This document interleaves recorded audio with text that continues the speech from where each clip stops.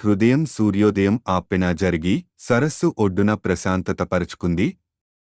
పక్షులు మందకొడిగా కూస్తూ నీరు అద్దంలా మెరిసిపోయింది.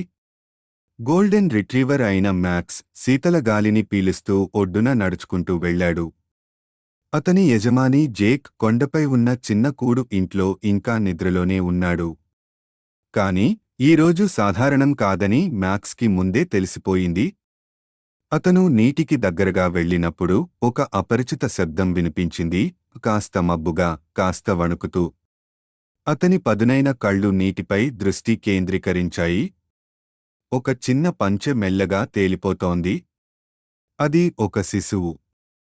ఆ చిన్నారి పాలవెచ్చని చర్మంతో, బూడిద మచ్చలతో ఉన్న నీలి దుప్పటిలో చుట్టబడి ఉంది. బంగారు తాళ్లలాగా మెరిసే చిన్న జుట్టు నీటిలో తడిసి అతని కపాలాన్ని తాకుతున్నది.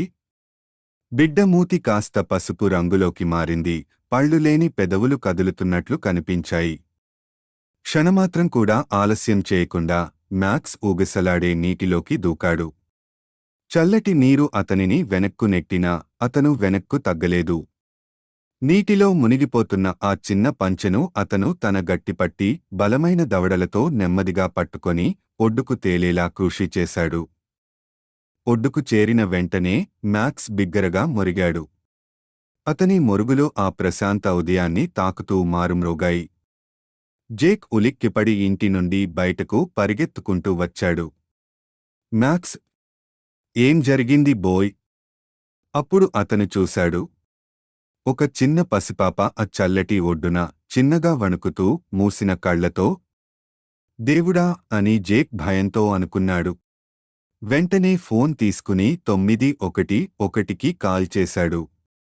కొన్ని నిమిషాల్లోనే పారామెడిక్స్ వచ్చారు. ఆ శిశువు గుండె చప్పుడు చాలా నీరసంగా ఉంది.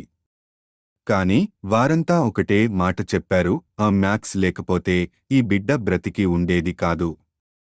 ఈ సంఘటన వార్తల్లో మారుమ్రోగింది. ఒక పట్టణ వీరుడు, ఒక నమ్మదగిన మిత్రుడు. మ్యాక్స్కి ఇవేవీ అర్థం కాలేదు, అతనికి అవసరమూ లేదు. అతను కేవలం తన హృదయానికి నమ్మినదే చేశాడు, ఒక ప్రాణాన్ని కాపాడాడు.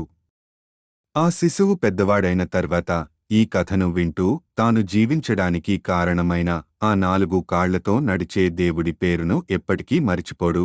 మ్యాక్స్